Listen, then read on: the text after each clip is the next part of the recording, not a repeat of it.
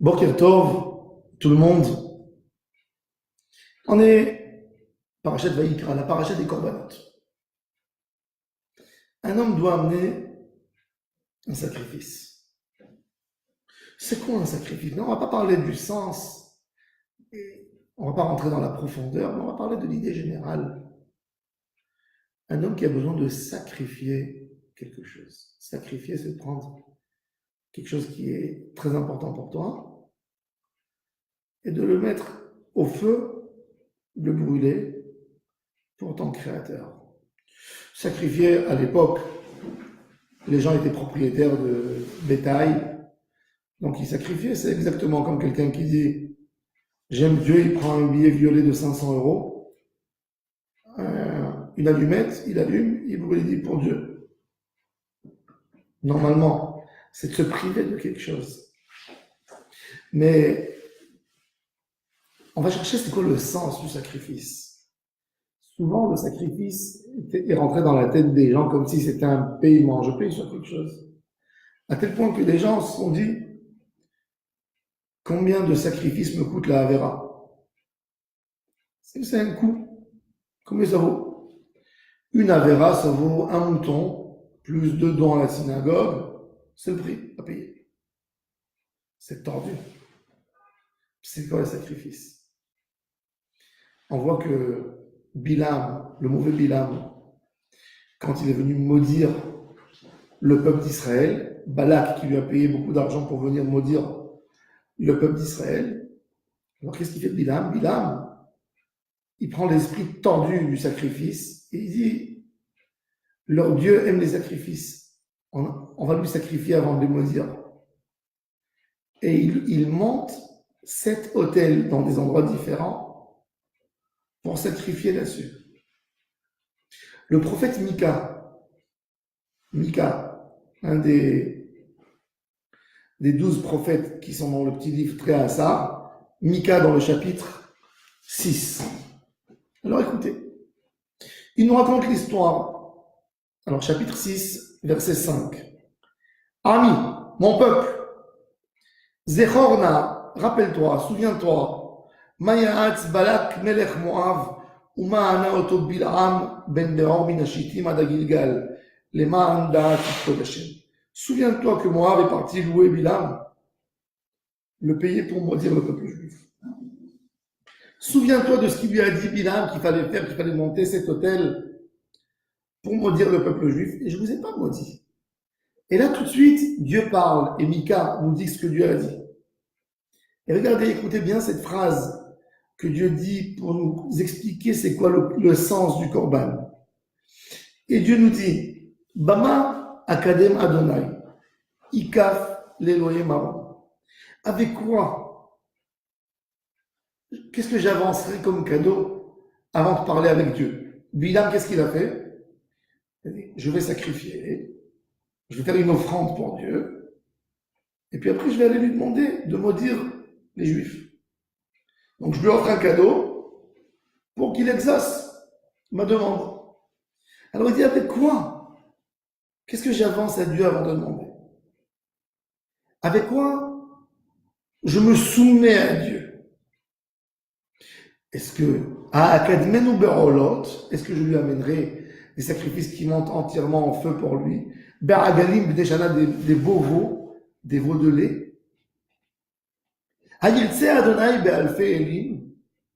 Est-ce que Dieu sera satisfait avec des milliers de béliers? Birerevot Nachale Shamen, de lui verser des fleuves de graisse. Est-ce que pour payer à Dieu, ça serait un paiement? Même si je donnerais mon fils aîné pour Dieu, Dieu préserve, même si je devrais sacrifier mon fils aîné, est-ce que c'est suffisant pour montrer à Dieu à quel point je suis dévoué? C'est jamais suffisant. Et là, le prophète qui se retourne vers le peuple d'Israël, il leur dit, toute votre vision sur les corbanotes est fausse. J'espère que vous ne pensez pas comme Bilam, quand on amène un sacrifice pour demander quelque chose, que tu penses que si tu vas égorger un veau ou un bélier, après tu pourras demander de l'abondance pour ton champ, pour ton travail, pour ta famille. Est-ce que tu penses que c'est ça le korban. Non. Higid lecha Adam, matov. Viens, homme, personne, je voudrais dire ce qui est bon. Ma Adonai doresh mimecha. Qu'est-ce que Dieu réclame de toi? Ki im asot mishpat, être juste. Ve'ahavat chesed, aimer la bienfaisance avec ton proche. Ve'atzne'a lechet im Elohecha, d'être discret et de s'effacer devant ton Créateur. Le rôle du sacrifice, c'est pas comme on le traduit en français. En français, tu dis sacrifice, me priver de quelque chose. En hébreu, quand tu traduis sacrifice en hébreu, c'est korban. C'est pas du tout la même signification. Korban, c'est de se rapprocher à Dieu. Le but du sacrifice, c'est pas de sacrifier, de t'éloigner de quelque chose, c'est plutôt t'aider à te rapprocher à Dieu. Le Rav Hirsch nous explique, dans son commentaire sur la Torah, dans Parashat Vayikra, que quand l'homme faisait son vidouille sur le sacrifice, il mettait les mains sur la tête, il pensait en fait, il mettait toutes ses... C'est pas qu'il posait la main comme ça, il mettait son poids là-dessus pour dire en réalité, moi j'aurais voulu monter dans ce feu pour me coller à toi.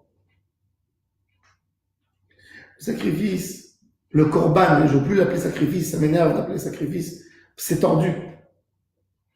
Le korban est là pour les hitkarev, se rapprocher.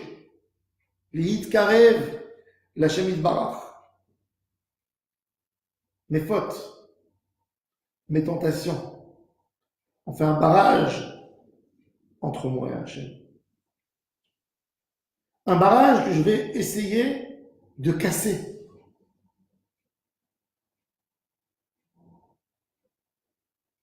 De percer ce barrage et de me rapprocher à Hachem Yitbarach.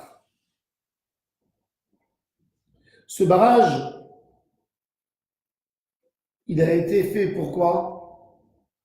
Parce que j'étais concentré en moi. Je me suis mis un mur pour ne pas être influencé par Hachem. Ce barrage, je vais le casser quand je prélève mon korban. Je dis que je veux complètement me coller à Hachem. Je suis plus là pour ramasser. À l'époque, les gens se vantaient de leur bétail. Le bétail, c'était pour montrer une importance. Quand tu disais, quelqu'un, aujourd'hui, quand on dit il a tant et tant d'argent dans la banque, à l'époque, il n'y avait pas de banque. Il a tant et tant de têtes de bétail. C'est ta richesse. C'est le matérialisme qui t'entoure, que tu le prends et que tu le donnes pour Hachem Yitbarach. Adam, qui akriv mikem korban Hachem. Adam, c'est qui Adam? Pourquoi la Torah elle a dit Adam, elle n'a pas dit Ish? Alors Rashi, il a appris une halakha de ce mot Adam. Il a dit Adam, comme Adam Arishon. Tu n'as pas le droit d'amener un sacrifice, un korban volé. De la même manière que Adam pouvait sacrifier ce qu'il voulait, amener korban ce qu'il voulait parce que tout était à lui, de la même manière, tout ce que tu donnes doit être à toi. Ça veut dire quoi? De faire un korban qui n'est pas à moi.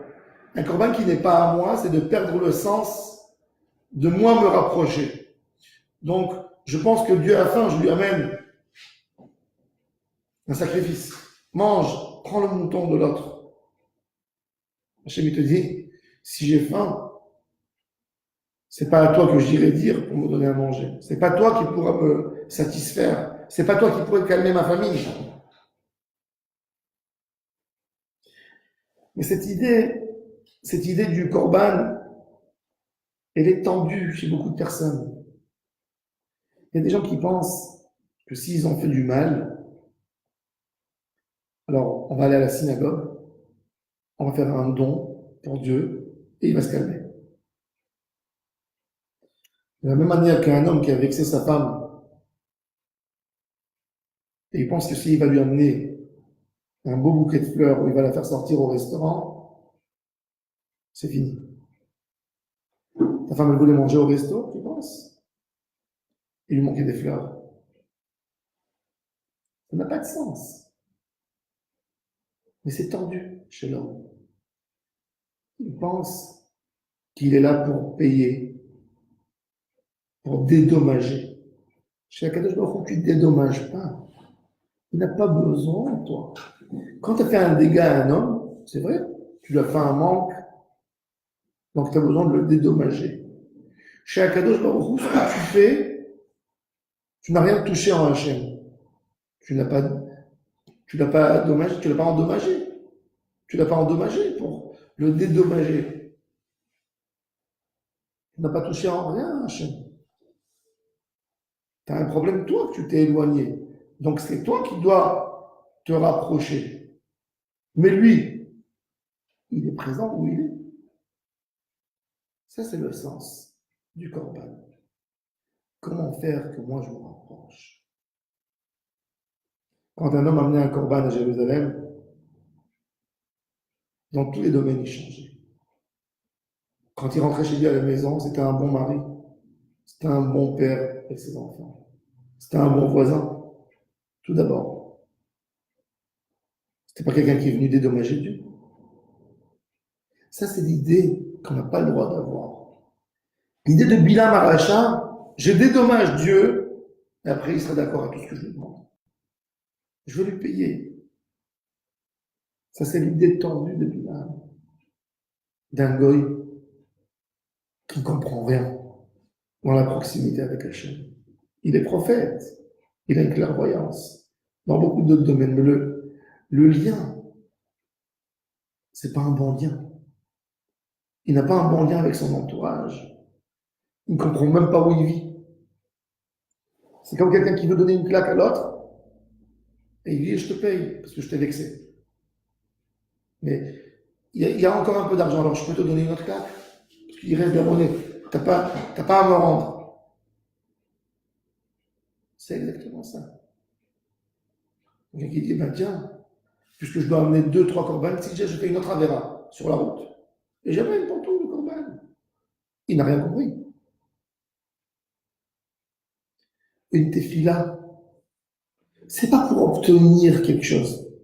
Les tefilotes, c'est comme les corbanotes. Faut pas qu'on soit des bilam. Le premier sens de la tefila qui ressemble au corban, c'est d'abord te rapprocher à Hachem. La preuve que le corban ne s'est pas sacrifié, c'est que nos sages nous ont instauré les tefilotes équivalentes aux corbanotes. Si le corban c'est un sacrifice, dans la tefila, il n'y a rien de sacré. Tu parles, il n'y a pas de sacrifice dans la tefila. Mais si on nous dit que la tefila elle est parallèle au korbanot, ça veut dire que c'est un sens de rapprochement et pas de sacrifice. Et c'est ça l'idée qu'on doit avoir dans la tefila. J'ai le mérite de parler avec Hachem Yitbarach. J'ai le mérite d'être proche. Après, tu as tout quand tu es proche. Quand tu es proche de ton père, il y a quelque chose qui te manque. Quand tu vas chez ton père à la maison, est-ce que tu te poses la question, qu'est-ce que tu vas manger? Ou tu vas dormir? Non, tu es là, j'ai ton père. Donc c'est déplacé de demander. Alors pourquoi on demande dans la tefila? Parce que notre Créateur a dit qu'il faut lui demander. Mais le but de tout, c'est d'être proche. Ça, c'est le korban.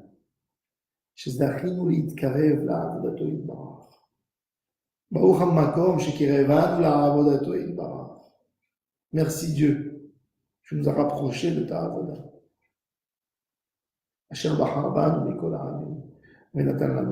On n'est pas là pour dire merci Dieu.